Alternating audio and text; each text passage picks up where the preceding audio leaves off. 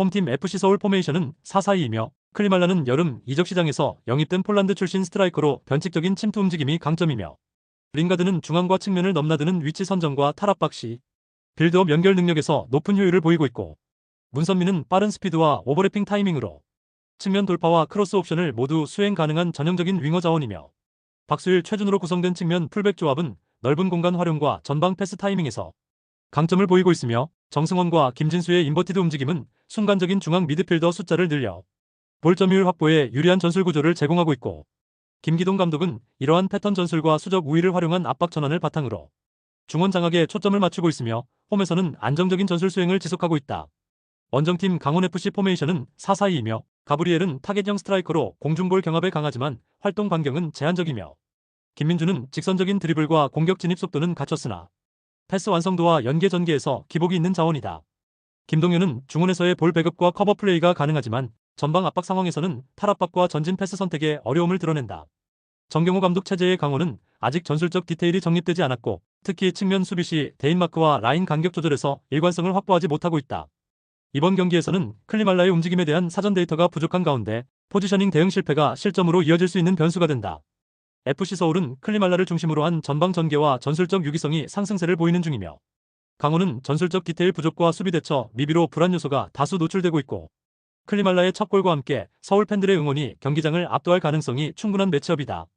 홈팀 전북현대 포메이션은 4-3-3이며 티아고는 직전 경기 멀티골을 기록하며 골 감각이 완전히 살아난 모습이며,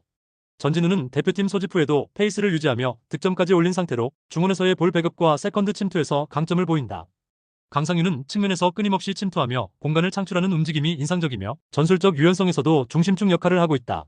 전북은 콤파뇨, 홍정호, 한공영이 부상으로 이탈한 상황이지만 남은 자원들의 경기 집중력과 공격 전개 완성도는 여전히 탄탄하고, 홈에서는 티아고를 중심으로 한 전방 압박과 빠른 전환 플레이가 효과적으로 작동하고 있으며 전반적인 팀 템포가 상승 기조를 유지하고 있다. 원정팀 수원FC 포메이션은 4-3-3이며 사박은 제공권과 피지컬에서 강점을 보이지만 연계와 볼 배급에서 다소 제한적이며, 안데르손은 단독 돌파 능력은 탁월하나 크로스와 슈팅 선택에서 기복이 자주 나타나는 편이며, 루아는 중원에서 전진성과 활동량은 풍부하지만 수비 전환 시 포지셔닝 오류와 공간 커버 실패가 자주 발생한다. 수원FC는 포백으로 복귀한 이후에도 수비 조직 완성도가 낮으며 후반으로 갈수록 집중력 저하와 압박 저항력 저하가 동시에 드러나고 있고,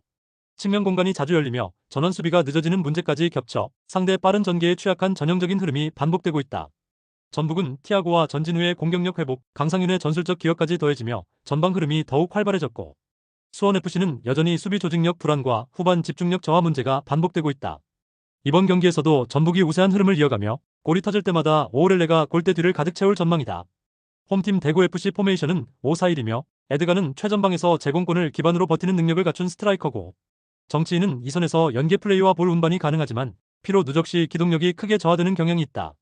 라마스는 중원 조율 능력은 있으나 공격 전개보다 수비 커버에 더 집중하는 형태의 운영을 선호하는 자원이며, 대구는 제주 원정 직후 짧은 휴식으로 인해 로테이션 구성 자체가 불안정한 상황이며 주전 자원의 체력 저하가 경기 후반 변수로 작용할 가능성이 높고, 김병수 감독은 점유보다 실리를 택한 전술 운영을 하며 수비 안정화를 시도하고 있으나 최근 들어 상대 측면 돌파에 대한 대응이 불안한 흐름이 반복되고 있다. 원정팀 포항 스틸러스 포메이션은 4-3-3이며 이호재는 제공권 장악과 결정력 모두를 겸비한 피지컬형 스트라이커고, 조르지는 측면에서의 돌파력과 크로스, 컷인 능력이 조화를 이루며 공격 템포를 주도하는 핵심 자원이며, 오베르다는 중원에서 왕성한 활동량과 볼 소유 유지 능력으로 공수 연결고리 역할을 수행하며 최근 경기 흐름이 안정적이다. 완델손의 부상 이탈은 존재하지만 조르지가 좌측 윙 포지션에서 활발한 움직임을 보여주고 있어 공백이 크게 느껴지지 않는 상황이다. 박태하 감독은 김천 원정 이후 체력 안배와 로테이션 운영에 여유를 가질 수 있었고, 비교적 높은 활동량과 공격 전개의 집중도를 유지할 수 있는 흐름이다. 대구는 체력 소모가 심한 연속 일정으로 인해 경기 후반 무너질 가능성이 높고, 포항은 전방 조합의 안정성과 측면 파괴력 모두를 갖춘 팀으로 전술 완성도가 높고, 수비에만 집중하는 대구가 포항의 압박과 템포를 90분간 막아내긴 쉽지 않아 보이는 매치업이다. 홈팀 플루미넨시 포메이션은 4-3-3이며 에베랄도는 전방에서의 볼키핑과 침투 타이밍에 강점을 가진 자원이며, 세르나는 측면에서의 크로스와 볼 운반 능력을 바탕으로 공격 전개의 폭을 넓혀주고 있으며 티아고 산토스는 중원에서 압박과 템포 조절을 동시에 수행하는 자원이다. 팀 전술은 안정적인 수비 라인을 바탕으로 역습 전환에 집중하는 편이며 중원에서의 간결한 전개와 측면 공간 활용이 주된 공격 루트다. 다만 강한 압박을 받는 상황에서 실수가 자주 발생하며 뒷공간 커버와 전환 타이밍이 일관되지 못한 문제가 존재한다. 원정팀 도르트문트 포메이션은 3-4-3이며 기라시는 중앙에서 포스트 플레이와 득점 모두 수행 가능한 결정력 있는 자원이며 아데예미는 좌측 하프스페이스에서의 침투와 슈팅 타이밍이 탁월하며 최근 들어 경기 감각이 물오른 상태고 은메차는 중원에서 공격 방향을 전환하는 연결고리로 기능하며 수비 전환 시에도 공간 커버 범위가 넓은 자원이며 도르트문트는 양쪽 윙백이 전진하는 구조 속에서 좌우 측면을 중심으로 상대 박스 근처까지 진입하며 하프스페이스 침투 빈도가 매우 높은 팀이며 공격 시 전환 속도가 매우 빠르고 중앙과 측면에서 동시에 위협을 가할 수 있는 패턴 플레이가 완성된 전술 구조로 운영되고 있다. 공격 템포와 측면 침투 빈도가 높은 팀이 전체 흐름을 압도할 가능성이 높고 특히 최근 날카로운 감각을 보여주는 에이스 자원의 존재는 공간 공략의 결정적 변수고 플루미네시는 수비 집중력 유지와 템포 대응 면에서 불안 요소가 존재해 전술적으로 불리한 흐름이 될 수 있다. 홈팀 리버플레이트 포메이션은 4-3-3이며 드리우시는 전방에서의 연계와 공간 침투 능력을 갖춘 자원이며 콜리디오는 좌측에서의 드리블 돌파와 크로스 전개에 능하며 페르난데스는 중원에서 볼 소유와 템포 유지의 중심축 역할을 맡고 있다. 리버플레이트는 볼이 위치한 지역에 다수의 선수를 배치해 수적 우위를 만드는 전술을 활용하며 이 과정에서 자연스럽게 볼 점유율을 장악하는 패턴을 반복하고 있고 수비 전환 시에도 적극적인 압박으로 볼을 빠르게 회수하려는 성향이 강하며 점유율 중심의 안정된 빌드업 구조가 특징이다. 원정팀 우라와레드 포메이션은 4-2-3-1이며 마스오는 최전방에서의 침투 타이밍은 좋지만 연계 능력에선 기복이 있고 마테우스 사비우는 중거리 슈팅이 위협적이지만 전반적인 볼 터치와 안정감에서 흔들리는 장면이 종종 발생하고 있으며 구스타프소는 중원에서 활동량은 많으나 수비 시 위치 선정이 아쉬운 자원이며 우라와는 수비 라인이 전체적으로 낮게 형성되며 상대가 점유를 지속할 경우 수비 블록이 점점 안쪽으로 쏠리는 경향이 있고 공격 전개 과정에서도 롱볼 의존도가 높은 편이며 빌드업 안정성이나 압박 회피 능력은 다소 부족한 흐름을 보이고 있다. 리버플레이트는 수적 우위를 바탕으로 한 전술 구조가 안정적으로 정착된 상태이며 전환 과정에서도 매끄러운 흐름을 보이고 있고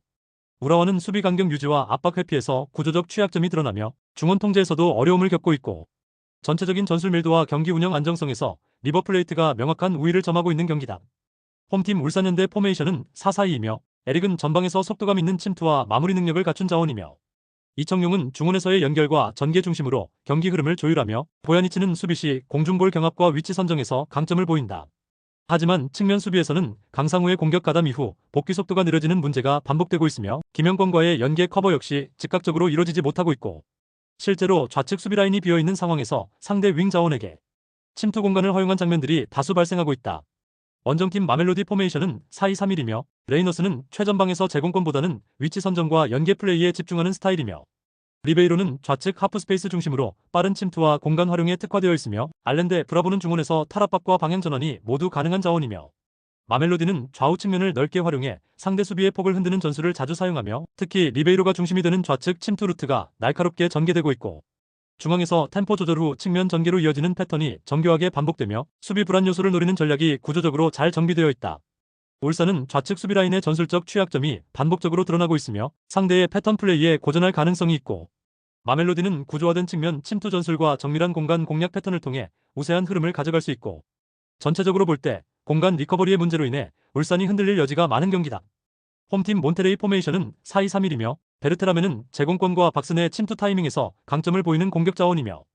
카날레스는 중원에서 패싱 밸런스와 전진 전개 능력이 돋보이며 메디나는 측면 활동량과 크로스 정확도가 높은 편이며 전체적으로 포백 라인의 간격 유지와 수비 전환 속도는 안정적인 모습을 보이나 하프스페이스 통제에서 반복적인 취약점이 드러나고 있고 특히 중앙 미드필더 뒷공간에서 측면으로 연결되는 순간적인 침투 플레이에 대한 대처가 느리고 박스 안에서의 수비 집중력 역시 후반으로 갈수록 급격히 저하되는 흐름이 확인되고 있고 원정팀 인터밀란 포메이션은 3-5-2이며 튀랑은 순간적인 마무리 집중력이 뛰어나며 코레아는 세컨드 스트라이커로서 연계에 강점을 보인다. 바렐라는 메잘라 형태로 하프스페이스를 침투하며 전방으로 찬스를 만들어주는 역할에 능하며 이러한 측면 대각선 진입 패턴이 반복될 경우 수비 라인을 붕괴시키는 데 매우 효과적이며 최근 인터밀란은 중원부터 측면으로 연결되는 전환 속도가 빠르고 윙백과 미드필더 조합이 만들어내는 유기적인 공격 루트가 강팀들과의 경기에서도 꾸준한 성과를 내고 있고 수비 시에도 3백 간격 유지와 세컨볼 회수 능력에서 밀리는 장면이 적고 전술적 완성도 면에서 매우 높은 수준을 유지하고 있다. 인터밀란은 메잘라 무브먼트를 통해 하프스페이스를 정확히 파고들며 전방 공격을 날카롭게 연결하는 팀이며 몬테레이는 이러한 구조적 침투에 대한 수비 반응이 늦고 후반으로 갈수록 수비 집중력이 흔들리는 흐름이며 전체적인 전술 완성도와 경기 주도권 측면에서 인터밀란 쪽으로 기운 매치업이다.